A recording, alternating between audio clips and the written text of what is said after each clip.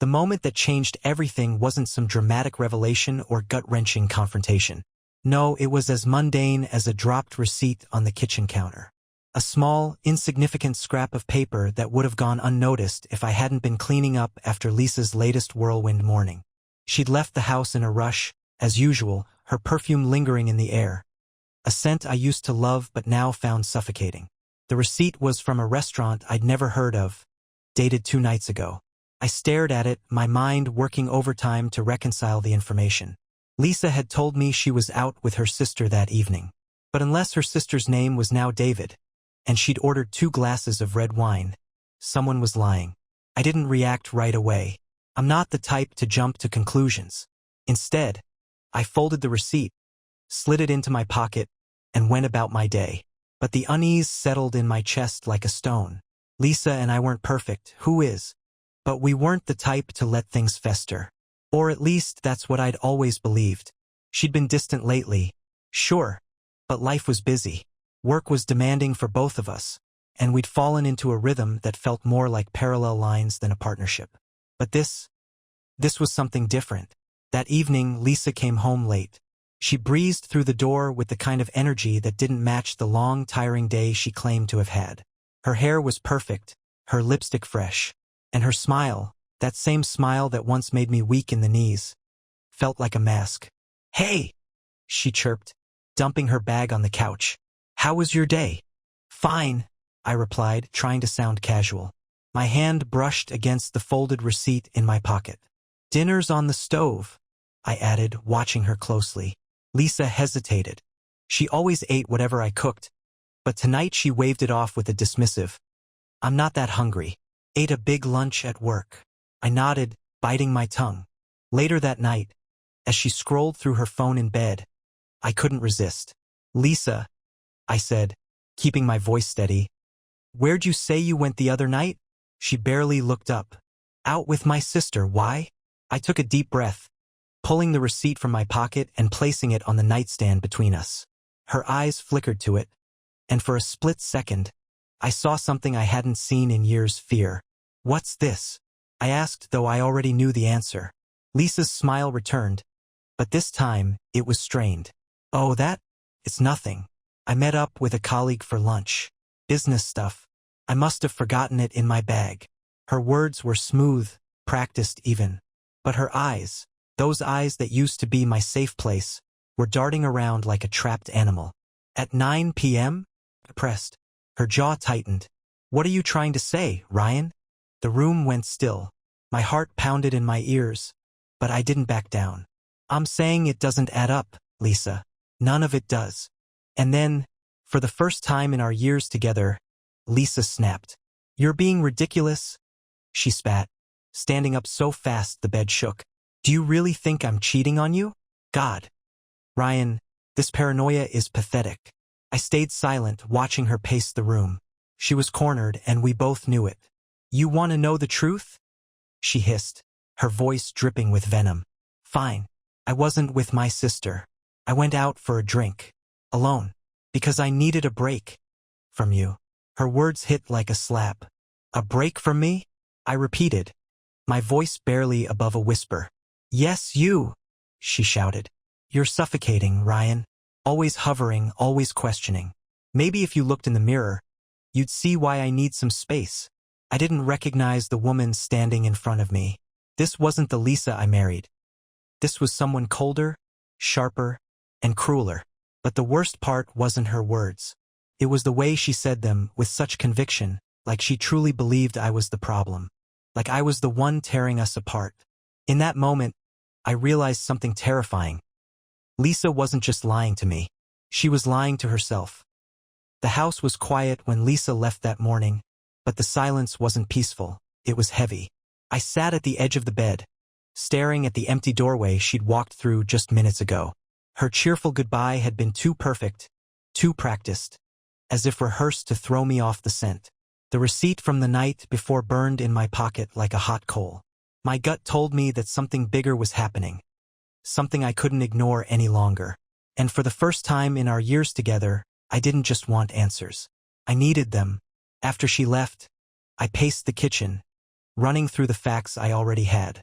The late nights, the sketchy excuses, the growing wall of distance between us. It all pointed to one conclusion. But I wasn't about to act on a hunch. No, this time I'd find proof. I started with her car. Lisa had taken mine this morning, claiming hers was acting up. The timing was suspicious, but it worked in my favor. I grabbed her spare keys and headed for the garage, my pulse hammering in my ears. The car was clean, almost too clean. No receipts, no stray papers, not even an old gum wrapper. It felt staged, like she'd wiped it down for this exact reason. But as I reached into the glove compartment, my hand brushed against something tucked behind the manual. It was a small, folded-up note. The handwriting wasn't hers, and the words were written with a hurried, almost desperate scrawl. Friday, 8 p.m. Same place. A chill ran down my spine. I didn't recognize the handwriting, but the implications hit me like a freight train. Same place?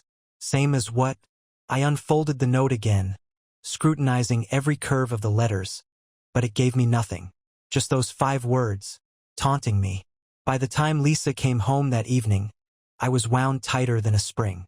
I'd spent hours obsessing over the note, turning it over in my mind, trying to figure out what it meant. But Lisa didn't seem the least bit concerned.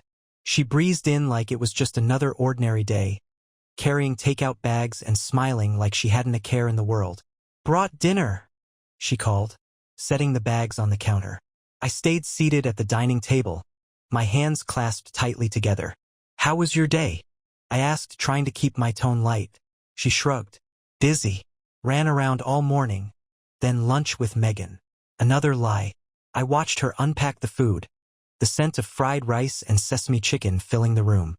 She was calm, collected, the perfect image of a loving wife. But I knew better now. "Lisa," I said, my voice steady but low, "do you have anything you want to tell me?" She froze for a split second before turning to me with a confused smile. "What are you talking about?" I pulled the note from my pocket and slid it across the table. "This. Found it in your car." Her face changed in an instant. For the briefest moment, there was a flicker of shock, quickly replaced by a forced laugh. "That?" she said, shaking her head. "Oh my God. Ryan, you're seriously going through my car now? That's low, even for you." "Don't deflect," I snapped. "What does it mean? Who wrote it?" Her eyes narrowed, and I could see the gears turning in her head as she scrambled for an explanation. "It's nothing," she said finally. "Probably just something I jotted down for work and forgot about. Honestly, Ryan, you're acting paranoid." "Stop lying to me, Lisa." I slammed my hand on the table, making her jump. "I'm not stupid. You've been sneaking around, making up stories. Just tell me the truth." Her face twisted with anger. "The truth? You want the truth?" she hissed. "Fine. I've been under a lot of pressure lately. Okay? Work, family, I needed space, so yeah, I've been going out on my own. But it's not what you think." "Then explain it," I challenged, my voice ice cold. "Because from where I'm standing, it sure as hell looks like you've got something to hide." She stared at me, her chest heaving, and for a moment, I thought she might actually confess. But then she scoffed, grabbing her bag from the counter. "I don't have to explain myself to you," she said, her voice sharp. "If you can't trust me, that's your problem, not mine." And just like that, she stormed out, slamming the door behind her. I sat there for what felt like hours, my mind racing, my heart pounding. Lisa was lying, of that I was certain. But what terrified me most wasn't just the lies. It was the realization that she no longer cared if I caught her. Lisa didn't come home that night. I waited, staring at the clock as the hours crawled by, my mind replaying our argument like a broken record. Midnight turned into 1 a.m., then 2. I tried calling her, but each attempt went straight to voicemail. My anger, which had burned hot earlier, began to simmer into something colder, something darker. At 3 a.m., I gave up. I went to bed, lying stiff on my side of the mattress, the empty space beside me a stark reminder of just how far apart we'd grown. By the time I woke up, the house was still empty. Lisa hadn't even bothered to call or text, and the silence was deafening. I sat at the kitchen table with my cold coffee, staring at the note I'd found in her car. Friday, 8 p.m. Same place. It was Friday now. I wasn't proud of what I decided to do next. Some part of me knew I was crossing a line, but the larger part of me, the part that felt betrayed, angry, and desperate, didn't care. If Lisa wasn't going to tell me the truth, I'd find it myself. Her laptop was in the living room, perched on the coffee table where she always left it. I hesitated for only a moment before opening it. Her password was easy to guess, our anniversary. For a split second, that detail hit me like a knife in the gut. She used our anniversary to guard her secrets. Her email was open, and at first I didn't see anything unusual. But then I spotted a folder labeled work stuff. It wasn't the name itself that stood out. It was the fact that it had been updated yesterday. I clicked it. Inside, there were only a few emails, but one immediately caught my eye. The subject line read, "Can't wait to see you." My heart pounded as I opened it. The email was from someone named David, a name I'd never heard her mention before. Friday night. Same place. Usual time. Miss you already. I stared at the screen, my chest tightening. The words were intimate, casual in a way that only came from familiarity. There was no ambiguity. Lisa wasn't just sneaking around. She was involved with someone. The room spun as I scrolled through more of their emails, each one confirming what I already knew. They talked about meeting at hotels, restaurants, places I'd never even heard of. David was married, too. One email mentioned his wife by name, Emma, and how he was so close to ending things with her. I didn't realize I was shaking until I dropped the laptop onto the coffee table. My hands were cold, my throat dry, and my mind raced with questions I couldn't answer. Who was this David? How long had this been going on? And why did Lisa stay with me if she had him? My phone buzzed, snapping me out of my daze. It was Lisa. "Hey," she said when I answered, her voice casual, as if she hadn't just disappeared for an entire night. "Where are you?" I asked, my voice hoarse. "Out," she replied. "I needed some air. Don't wait up for me tonight. I'll probably stay with Megan." Megan. Again with Megan. The audacity of her lie was almost laughable. I didn't respond, and she sighed. "Ryan, don't be like this. We'll talk later. Okay?" She hung up before I could say anything else. I stared at the phone, my grip tightening until my knuckles turned white. Lisa was lying to my face, and she didn't even have the decency to pretend she wasn't. But now I had something she didn't know. I had the emails, the proof, and tonight at 8 p.m., I was going to the same place. By the time 8 p.m. rolled around, my nerves felt like live wires. The drive to the restaurant, the one mentioned in David's emails, was a blur. My hands gripped the steering wheel so tightly that my knuckles ached. The place was tucked away in a quiet corner of town. A cozy, dimly lit spot I'd never heard Lisa mention before. I parked across the street, cutting the engine but leaving my car in the shadows. My heart pounded as I stared at the entrance, wondering if this was a mistake.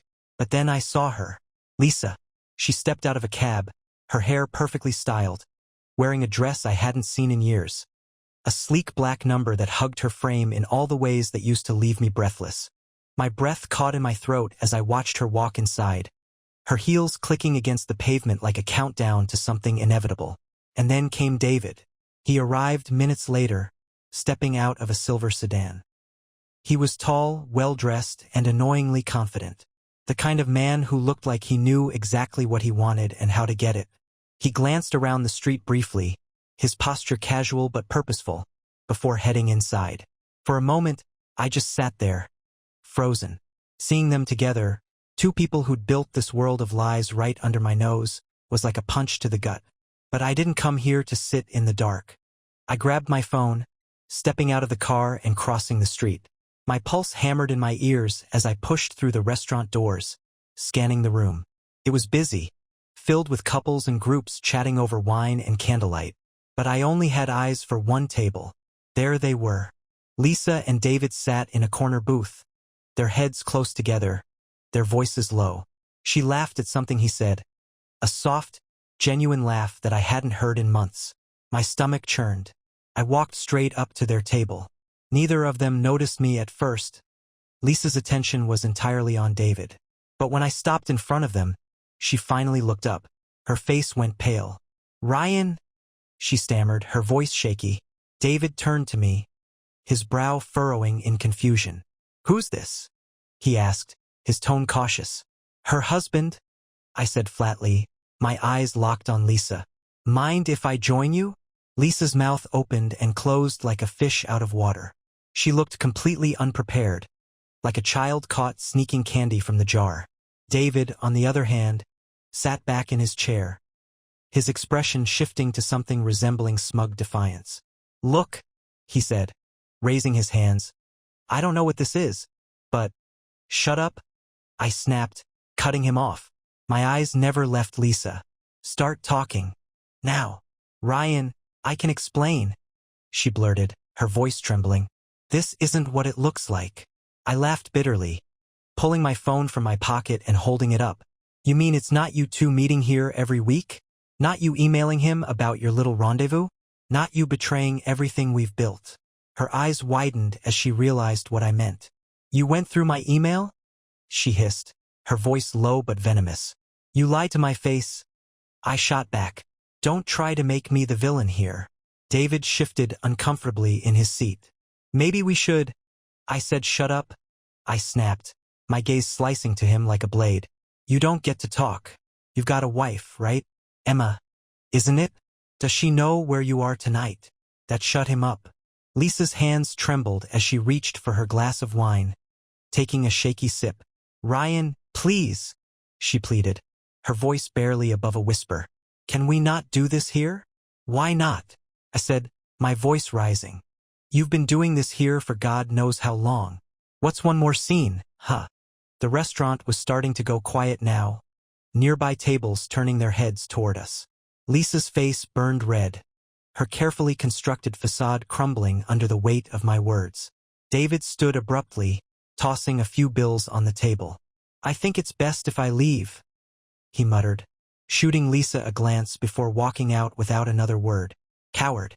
Lisa stared after him, her face a mix of anger and humiliation. "Ryan, can we please go somewhere private?" I leaned in, my voice low and sharp. "Private? Like the life you've been living behind my back?" I straightened, stepping back from the table. "You don't get to dictate this anymore, Lisa. Not after this." Her eyes filled with tears, but I didn't care. Not anymore. Without another word, I turned and walked out of the restaurant, leaving her sitting there in the wreckage of her lies. For the first time, I wasn't the one chasing after her. When I walked out of that restaurant, the cold night air hit me like a slap. My fists were clenched, my chest tight, but beneath the anger was something worse. The hollow ache of betrayal. I sat in my car for a while, staring blankly at the dashboard, trying to process what had just happened. Lisa had been cheating on me. There was no more room for doubt, no more excuses I could make for her. I had seen it with my own eyes, heard her stammered lies, and watched the truth unfold in real time. I drove home on autopilot, the streets blurring past me. By the time I walked through the front door, the weight of it all hit me like a freight train. The house felt different, emptier, colder. Every piece of furniture, every photo on the wall, every little reminder of the life we'd built together suddenly felt tainted. I poured myself a drink, something strong, and sank into the couch. My phone buzzed on the coffee table. It was Lisa. "Lisa. Ryan, I'm coming home. Please, we need to talk." I stared at the screen, debating whether to reply. Part of me wanted to ignore her, to let her stew in the mess she'd created. But another part of me, one I wasn't proud of, wanted answers. "Me, don't bother. There's nothing left to say." Her response came almost immediately. "Lisa, please, I'll explain everything. It's not what you think." I laughed bitterly at the words. It wasn't what I thought. I had seen her with my own eyes, sitting across from David, laughing, sharing secrets, building a world where I didn't exist. A knock at the door pulled me from my thoughts. I set the glass down, my pulse quickening as I stood. I wasn't ready to face her again, not so soon, but I knew she wouldn't give me a choice. When I opened the door, Lisa stood there, her face pale, her eyes rimmed red from crying. She clutched her purse like it was a lifeline, her usual confidence completely gone. "Ryan," she began, her voice trembling. "Can I come in?" I didn't move at first, staring at her in silence. Part of me wanted to slam the door in her face, but curiosity, or maybe something darker, won out. I stepped aside, letting her in. She stood awkwardly in the middle of the living room, glancing around like she didn't recognize the space she'd called home for years. Finally, she turned to me, her hands shaking. "Ryan, she started, but the words seemed to catch in her throat. "Save it," I said coldly, crossing my arms. "I want the truth, Lisa. All of it. No more lies, no more excuses. Just tell me how long this has been going on." Her eyes filled with tears, but I didn't feel sympathy. "Not anymore. A few months," she admitted, her voice barely above a whisper. "It wasn't supposed to happen. I never meant for it to get this far." I laughed, the sound bitter and hollow. "That's rich. A few months of sneaking around, and you never meant for it to happen? Do you even hear yourself?" She flinched but didn't argue. "I was unhappy, Ryan," she said finally, her voice trembling. "We were distant, and I felt invisible. David made me feel seen." I stared at her, disbelief and anger swirling inside me. "Unhappy? You felt invisible? And instead of talking to me, you ran to someone else? How does that make sense, Lisa?" "I didn't know how to fix us," she cried, tears streaming down her face now. "I was scared, okay? Scared that we'd already fallen apart and that nothing I did would bring us back. David was just easy." The word easy made my stomach churn. That's what I was to her? Difficult? A problem to avoid instead of a partner to fight for? "Do you even regret it?" I asked, my voice quieter now, almost dangerous. Her silence spoke volumes. I shook my head, stepping back. "That's all I needed to know." "Ryan, please," she pleaded, taking a step toward me. "I love you. I messed up, but I love you. We can fix this." I held up a hand, stopping her. "Don't," I said, my voice firm. "You don't get to stand here and talk about love. Not after what you've done. I needed a partner, Lisa. Someone who would fight for us. Instead, you chose to fight for someone else." Her sobs filled the room, but I felt nothing. Or maybe I felt too much. Either way, I couldn't look at her anymore. "Get out," I said, my voice cold and final. She froze, her tear-streaked face crumpling. "Ryan, get out." She hesitated, her lips trembling, but finally, she nodded. Grabbing her purse, she walked to the door. Before stepping outside, she turned to look at me one last time. "I'm sorry," she whispered, her voice breaking. I didn't respond. Couldn't. I stood there in silence as she closed the door behind her, leaving me alone in the wreckage of what once was. For the first time in years, I felt the full weight of the truth. This wasn't just the end of our relationship. It was the end of who I thought Lisa was, and who I thought we were. The hours after Lisa left felt like days. The house, our house, was no longer a home. Every corner was filled with shadows of what once was, reminders of a life that felt like a cruel joke now. Her perfume still lingered in the air, a ghostly presence that I couldn't escape. I sat at the dining table, the crumpled note from her car and the printed emails from David spread out in front of me. It was like staring at evidence in a courtroom, except I was both the judge and the condemned. Her words from earlier echoed in my head. I was unhappy. Unhappy? Was I really that blind? Had I missed the signs, the cracks in the foundation? Or was this just her excuse to justify what she'd done? By midnight, I couldn't sit still anymore. The silence was suffocating, and my thoughts were eating me alive. I grabbed my coat and walked out the door, the cold air biting at my face as I headed for my car. I didn't have a destination in mind, but my hands seemed to know where to go. Within minutes, I found myself parked outside of Megan's house, Lisa's so-called best friend. I hesitated for a moment, debating whether to knock. Megan had always seemed decent enough, but now I couldn't shake the feeling that she might have known more than she let on. If Lisa had been using her as a cover, surely Megan had noticed something. Before I could talk myself out of it, I stepped out of the car and walked up to the door, my breath visible in the icy air. I knocked twice, and after a moment, the door opened. Megan stood there in sweatpants and a hoodie, her hair pulled back into a messy bun. She looked surprised to see me, her brow furrowing. "Ryan, what's going on? Is everything okay?" "No," I said bluntly. "Can I come in?" She hesitated but stepped aside, motioning for me to enter. The warmth of the house was a stark contrast to the cold turmoil inside me. "What's this about?" Megan asked, crossing her arms as she leaned against the kitchen counter. "I need to know something," I said, meeting her eyes. "How much do you know about Lisa and David?" Her reaction was immediate. Her eyes widened, and her face paled, like I just hit a nerve. "David?" she repeated, her voice shaky. "Don't play dumb," I snapped. "I know about the emails. I know about their meetups. And I know Lisa's been using you as an alibi." Megan swallowed hard, looking down at the floor. For a moment, I thought she might deny it. But then she sighed, running a hand through her hair. "I didn't know it was that bad," she admitted quietly. "I knew she was spending time with someone, but I didn't know his name. She told me she was just venting, that it wasn't serious." "Not serious?" I said, my voice rising. "She's been sneaking around for months, lying to my face, and you just let her."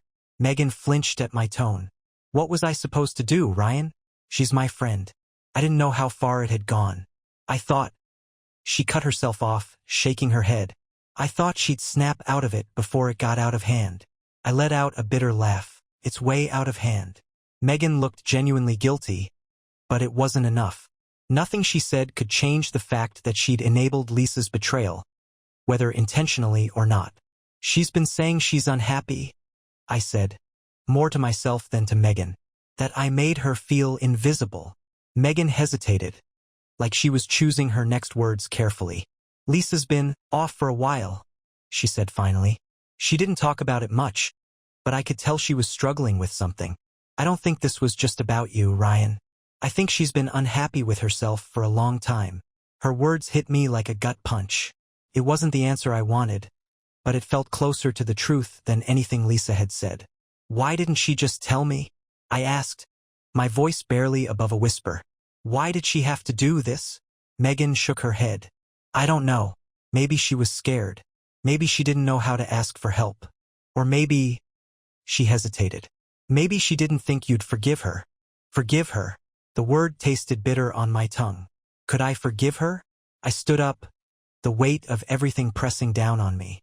"Thanks for being honest, Megan," I said stiffly, heading for the door. "Ryan," she called after me, her voice soft. "I'm sorry. For what it's worth, I think Lisa does love you. She just got lost." Lost. I didn't respond. I walked out into the cold night, the weight of Megan's words settling deep into my chest. Lisa might have been lost, but she'd taken me down with her. And now I wasn't sure either of us could find our way back. The next morning, I woke up to find Lisa's things gone. Her toothbrush, her favorite pair of shoes by the door, the throw blanket she always curled up with on the couch. It was like she had vanished in the night. For a split second, I felt relief.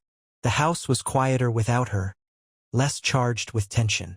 But that relief was short-lived, replaced by the raw ache of abandonment. No matter how much anger I felt toward her, I hadn't expected her to just leave. On the kitchen counter was a note, written in her rushed handwriting. "Ryan, I need time to think. I'm staying at a hotel for now. Please don't call me. I'll reach out when I'm ready to talk. Lisa." My first instinct was to crumple the note and throw it in the trash. But I didn't. Instead, I left it there, a small reminder of the chaos she had left behind. I spent the day cleaning the house, as if scrubbing the surfaces could erase the memories. Every time I passed the bedroom, I felt a pang of bitterness. The closet door was slightly ajar, revealing the empty hangers where her clothes had been. It was like staring at a wound that wouldn't stop bleeding. By the evening, I couldn't take it anymore. I needed air, space, distance. I grabbed my keys and drove aimlessly for hours, the city lights blurring past me. Eventually, I found myself at a park we used to visit when we were first dating. The place hadn't changed. The old bench we'd sat on during countless summer evenings was still there, worn and weathered but standing. I sat down, staring at the frozen pond in the distance. I thought about Lisa's laugh, the way she used to light up when she talked about her dreams. I thought about how happy we'd been, how sure I was that we could weather anything life threw at us. And then I thought about David, his smug face across the table, The emails, the lies, the betrayal. How had we fallen so far? My phone buzzed in my pocket, pulling me from my thoughts. For a moment I thought it might be Lisa, breaking her own rule and reaching out. But it wasn't her. It was an email. From Emma, David's wife. I froze, staring at the screen. My thumb hovered over the notification before I finally tapped it, opening the message. Subject: we need to talk. Ryan, you don't know me, but I think you know my husband. I found your email in the thread he's been hiding, and I've put the pieces together. I think you deserve to know everything about him, about Lisa, and about how long this has been going on. If you want to talk, let me know. I'll be waiting. Her phone number was at the bottom of the email. I leaned back on the bench, the cold biting through my jacket. My heart pounded in my chest as I stared at the screen, rereading the message. Emma, David's wife, the woman who was living a parallel nightmare to mine. She had answers Lisa would never willingly give me. I didn't think. I just dialed. The phone rang twice before a soft, hesitant voice answered. Hello, Emma, I said, my voice shaky. Yes, she replied. Is this Ryan? Yeah, I said, exhaling sharply. It's me. There was a pause, and I could hear her breathing on the other end. I wasn't sure you'd call, she admitted, but I'm glad you did. Let's skip the small talk, I said, my anger and frustration bubbling to the surface. What do you know? Emma hesitated, and then her voice turned cold and steady. I know they've been seeing each other for almost 6 months. I know they've been meeting in hotels, lying to both of us. And I know that David has no intention of stopping, no matter what he tells you or Lisa. Her words hit like a sledgehammer. 6 months, half a year of lies, deceit, and betrayal. Why are you telling me this? I asked, my voice sharper than I intended. Because I'm done being in the dark, she said. And I figured you'd want to know, too. David thinks he can keep living this double life, but I won't let him. I deserve better. You deserve better. I clenched my jaw, her words sinking in. For the first time in weeks, I felt like I wasn't alone in this mess. What are you going to do? I asked her. I don't know yet, Emma admitted. But I won't sit here and let him think he's won. And you shouldn't either. Her words hung in the air, heavy with meaning. She was right. I couldn't just sit here, drowning in my anger and grief. If Lisa had chosen this path, then she could face the consequences. Thank you, I said finally, for reaching out. I hope you find some peace in this, Emma said softly. We both deserve that, at least. When the call ended, I stared at the frozen pond, my breath visible in the cold air. Something inside me shifted, a quiet resolve replacing the swirling chaos. Lisa and I might not have a future anymore, but I'd be damned if I let her destroy me. The next few days passed in a strange, tense limbo. Lisa didn't call and I didn't reach out. Her absence was both a relief and a reminder of the mess she'd left behind. Every corner of the house felt haunted by her, a place where love had once lived but now only shadows remained. The conversation with Emma lingered in my mind. 6 months. That number rang like a bell in my head, each toll echoing with the weight of betrayal. Lisa hadn't just made a mistake or acted out of impulse. This was calculated, sustained, and yet, a small, traitorous part of me still wanted to understand why. Not to excuse her, but to finally close the door on the questions that kept me awake at night.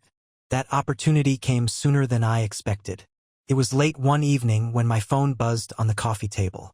Lisa's name lit up the screen, and for a moment, I just stared at it. My first instinct was to let it ring, but curiosity, or maybe some lingering attachment, got the better of me. I picked up. Lisa. Ryan, she said, her voice soft but tense. I need to talk to you. Can I come over? I hesitated. Why now? She exhaled shakily. I need to explain. Please. There was a desperation in her tone that I hadn't heard before. Against my better judgment, I relented. Fine. 20 minutes later, she walked through the door. Her face was pale, her eyes red-rimmed as if she hadn't slept in days. She wore a plain hoodie and jeans, a far cry from the polished image she usually presented. Thanks for letting me come, she said, standing awkwardly in the doorway. I crossed my arms, keeping my distance. Say what you came to say. She flinched at my tone but nodded. She sat on the edge of the couch, her hands clasped tightly in her lap. I don't even know where to start, she admitted, her voice trembling. I know I hurt you, Ryan. I know I've destroyed everything, and I don't deserve your forgiveness. You're right, I said flatly. You don't. Tears welled in her eyes, but I didn't move. She deserved to feel this, every ounce of it. I didn't mean for any of this to happen, she continued, her voice cracking. I was lonely, Ryan. I felt like we weren't us anymore. I was scared to talk to you because I thought you'd just dismiss me. I laughed bitterly, shaking my head. So instead of talking to me, you found comfort in someone else? That's your excuse. It's not an excuse, she said, her voice rising. It's the truth. I didn't plan this. He was just there and I let it happen. But it was never about not loving you. I do love you, Ryan. I swear I do. Her words sounded hollow, like she was trying to convince herself more than me. Love, I said, my voice icy. You call this love? Sneaking around, lying to my face, throwing everything we've built away for him? That's not love, Lisa. That's selfishness. She broke down, sobbing into her hands. But I didn't move to comfort her. For years, I had been the one to fix things, to smooth over the rough edges, to make sure we stayed on track. This time, it wasn't my job. I ended it, she choked out between sobs. With David. It's over. The words hung in the air, but they didn't bring the relief she seemed to expect. Good, I said coldly. But that doesn't change what you did. I know, she whispered. But I want to make it right. I want to try, Ryan. Please, let me try. I stared at her, the woman I had once loved more than anything, now a broken stranger sitting in front of me. Part of me wanted to believe her, to cling to the hope that we could rebuild. But another part of me, the part that had seen the emails, confronted her lies and spoken to Emma, knew the truth. This wasn't something that could be fixed. I don't think you get it, I said finally, my voice steady but cold. It's not just about what you did with David. It's about who you became to do it. The lies, the manipulation, the way you looked me in the eye and pretended everything was fine. That's not something I can forgive. She looked up at me, her tear-streaked face crumbling. So, what are you saying? I'm saying it's over, Lisa, I said, the words heavy but certain. I'm done. Her sobs grew louder, but I stood firm. This wasn't about punishing her. It was about finally letting go of the weight she'd placed on me. I'll give you some time to sort out your things, I said, standing. But I want you out by the end of the week. She didn't respond, just curled into herself on the couch, her cries echoing in the empty room. As I walked upstairs to the bedroom, I felt a strange mix of emotions. Anger, sadness, relief, but above all, I felt free. For the first time in months, the weight of Lisa's betrayal wasn't crushing me anymore. It was time to start over, without her.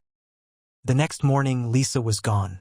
Her car wasn't in the driveway, her shoes were no longer by the door, and the half-empty bottle of perfume on the bathroom counter had disappeared. The only trace of her presence was the faint indentation on the couch where she'd cried the night before. I stood in the kitchen, staring at the empty coffee mug she'd left behind. For years, that mug had been part of my mornings. Lisa sipping her coffee while scrolling through her phone, laughing at something silly she'd found online. Now, it was just another ghost in a house full of them.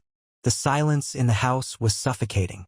For all her flaws, Lisa had been the center of my world for so long that I didn't know what to do with myself without her there. I wasn't angry anymore. Not in the burning, blinding way I had been. What I felt now was colder, heavier. A deep, aching sadness for what could have been. But I couldn't dwell on that. Not if I wanted to move forward. I spent the day sorting through the mess she'd left behind. The closet still held a few forgotten sweaters, the bathroom a stray hair tie. Her scent lingered faintly on the bed linens, and for a moment, I considered changing them, but I couldn't bring myself to do it just yet. As I cleaned, my phone buzzed on the counter. It was Emma. Emma, how are you holding up? For a moment, I didn't know how to respond. I'd only spoken to Emma once, but there was an odd comfort in knowing that someone else understood exactly what I was going through. Me? I'm managing. She's gone now. What about you? Her reply came quickly. Emma. David's still in denial.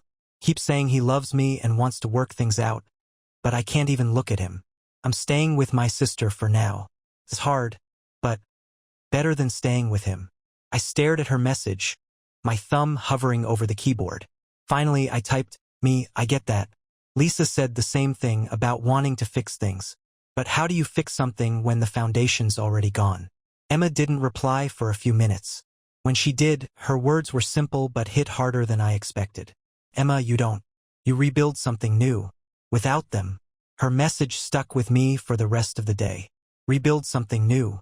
It sounded so simple, but standing in the ruins of my life, it felt impossible. That night, I went for a long drive, the streets quiet and empty under the cold glow of streetlights.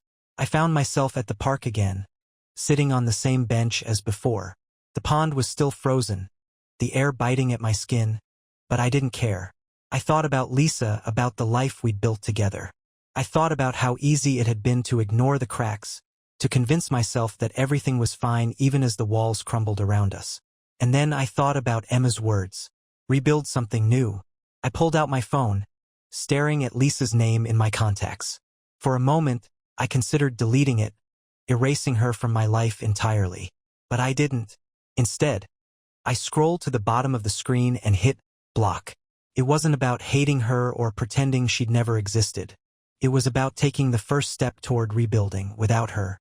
For the first time in weeks, I felt a small flicker of hope. It was faint, barely there, but it was enough to remind me that life didn't end with Lisa's betrayal. It began with letting her go. The days turned into weeks, and the weight of Lisa's absence slowly began to shift. At first, the silence in the house was unbearable, a constant reminder of everything I'd lost. But over time, it started to feel less like a void and more like a blank canvas, a space waiting to be filled with something new. I threw myself into work, into rebuilding routines that didn't revolve around Lisa. I replaced the bed linens, rearranged the living room, even painted the walls of the bedroom a color she would have hated. It was cathartic in a strange way, reclaiming the space we'd shared and making it my own. But no matter how much I moved forward, the memories lingered. Every so often, I'd catch myself reaching for my phone to text her about something trivial, only to stop and remember that she wasn't part of my life anymore. It was like losing a limb, phantom pains in places where she used to exist. Emma and I stayed in touch. Our messages were infrequent but meaningful, a lifeline for both of us as we navigated the wreckage of our respective relationships. She told me David had moved out, that she'd filed for divorce. Her decisiveness was both inspiring and daunting. One evening, as I was cleaning out the garage, I found an old box of photos. Most of them were from the early years of our marriage, Lisa and me at the beach, at family gatherings, laughing at some inside joke only we understood. I sat there on the cold cement floor, flipping through image after image, and for the first time in weeks, I allowed myself to feel the full weight of my grief. We hadn't always been broken. Once we'd been happy. Once we'd been enough. The tears came without warning, hot and unrelenting. I didn't try to stop them. For too long, I'd buried my pain under layers of anger and bitterness, but now it demanded to be felt. When the storm passed, I wiped my face and stared at the scattered photos. Slowly, I picked them up and placed them back in the box, sealing it shut. I wasn't ready to throw them away, not yet. But I also wasn't ready to keep them in the house. I carried the box to the attic, placing it in a far corner where it could collect dust. It wasn't about forgetting, it was about creating distance, about letting the memories exist without letting them define me. That night, I got another email from Emma. "Emma, how are you holding up?" Her messages always seemed to come at just the right time. "Me better. Slowly. How about you?" Her reply was quick. "Emma, same.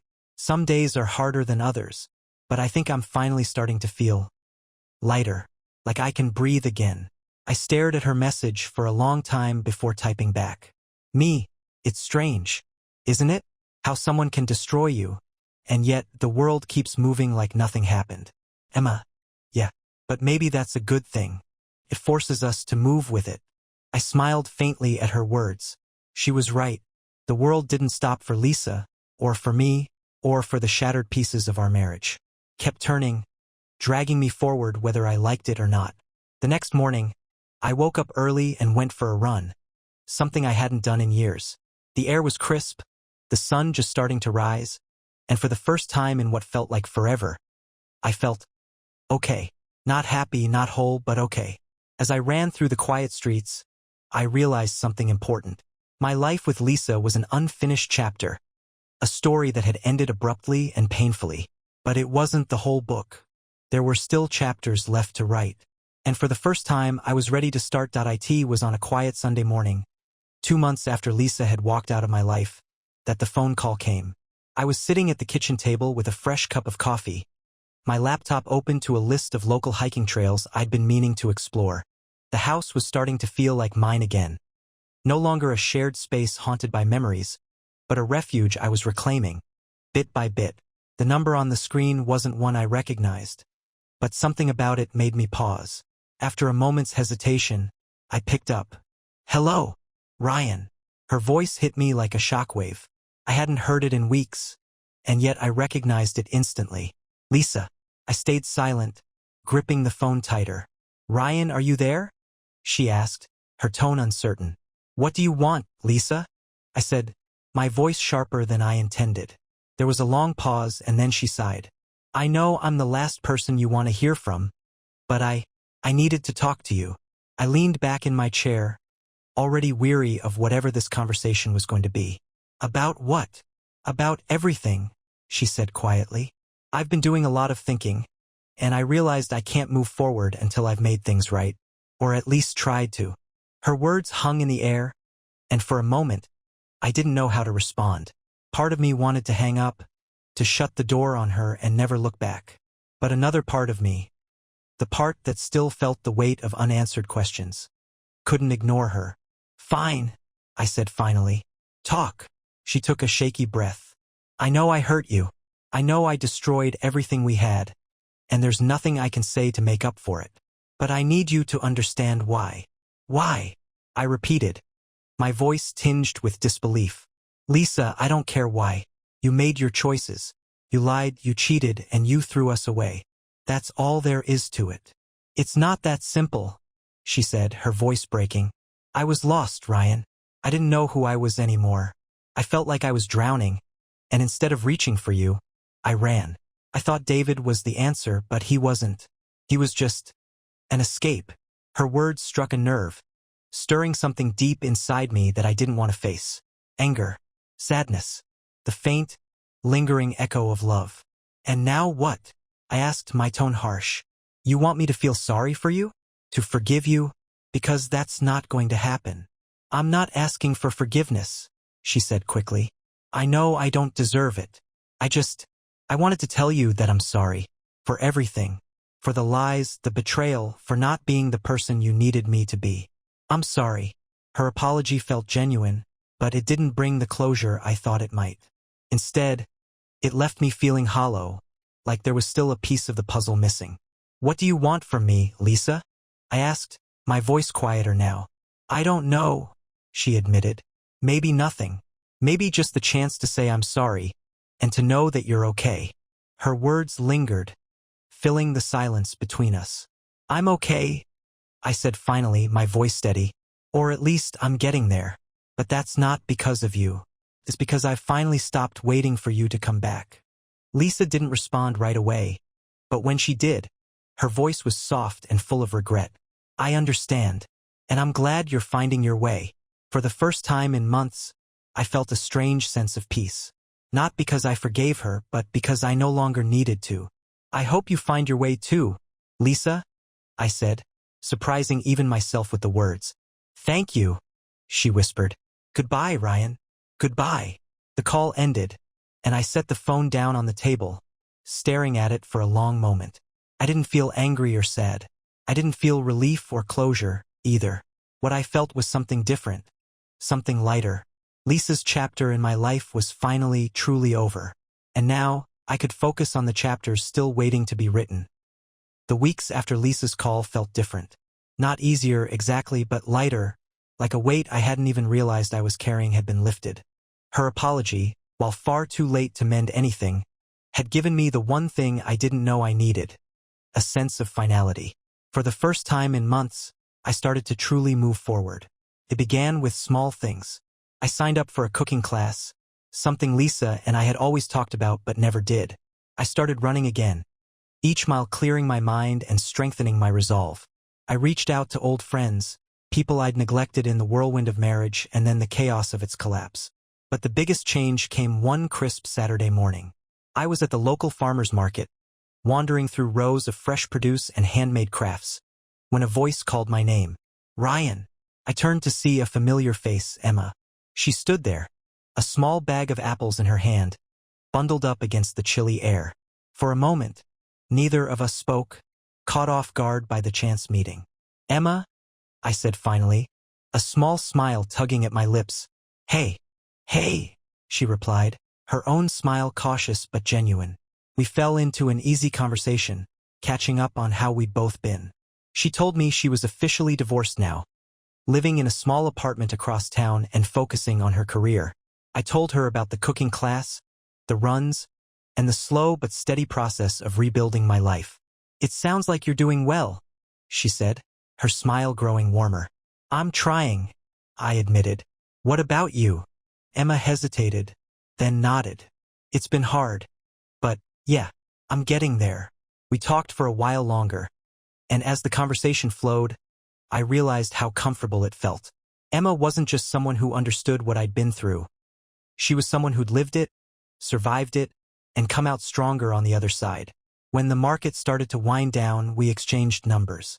It wasn't a romantic gesture, not yet, but it felt like a step toward something. Friendship, maybe, or something more if time and healing allowed. As I walked back to my car, I felt a sense of hope I hadn't felt in a long time. Life wasn't perfect. It was messy, unpredictable, and full of scars from the past. But for the first time, I felt ready to embrace it. That night, I sat on the couch with a glass of wine, scrolling through photos of hiking trails I wanted to explore. My phone buzzed with a text from Emma. Emma, thanks for the chat today. It was good to see you. I smiled, typing back a quick reply. Me, it was good to see you too. Let's do it again sometime. As I set the phone down, I glanced at the empty spot on the couch where Lisa's favorite blanket used to be. It no longer felt like a reminder of what was lost. Instead, it felt like an invitation, an open space waiting to be filled with something new. Lisa's chapter in my life had closed, and now, for the first time, I was ready to write the next one.